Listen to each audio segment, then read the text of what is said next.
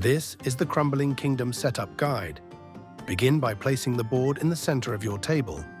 Position the kingdom token in the center space of the kingdom tracker. Place the round token at the start of the round tracker. Shuffle the decree deck, placing it face down on one end of the board. All discarded decrees should be placed on the opposite end of the board. It's important to keep them separate. Next, shuffle the event deck and place it somewhere around the board, readily available.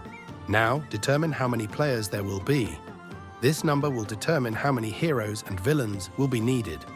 5 to 6 player games will include 2 villains, 1 regular villain and the tyrant. 7 to 8 player games will include 3 villains, 2 regular villains and the tyrant. Finally, 9 to 10 player games will include 4 villains, 3 regular villains and the tyrant. Pair each hero with a hero loyalty and each villain with a villain loyalty. Place these pairs into envelopes. Shuffle the enveloped pairs, then distribute 1 envelope to each player. This is done to ensure that nobody knows who has which loyalty. Each player should discreetly check their character and loyalty card, being sure not to share their character or loyalty with anyone else. Next, hand out a pair of yay and nay influence cards to each player.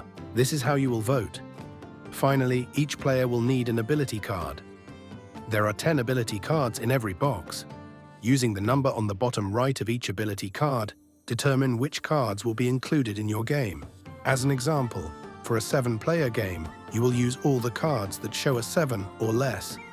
Shuffle these cards face down and deal 1 card to each player.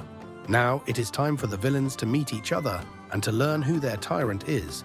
Have one person designated as the narrator.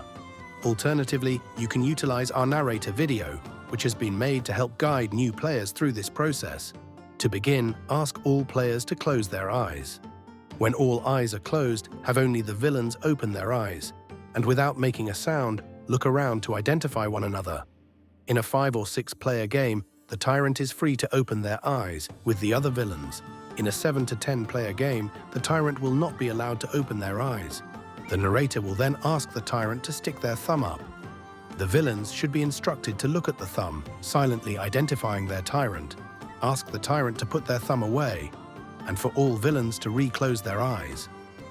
After a moment, have everyone open their eyes together. The villains now know who they must secretly work with. Huzzah! You have successfully set up Crumbling Kingdom. The next video will walk you through a standard playthrough.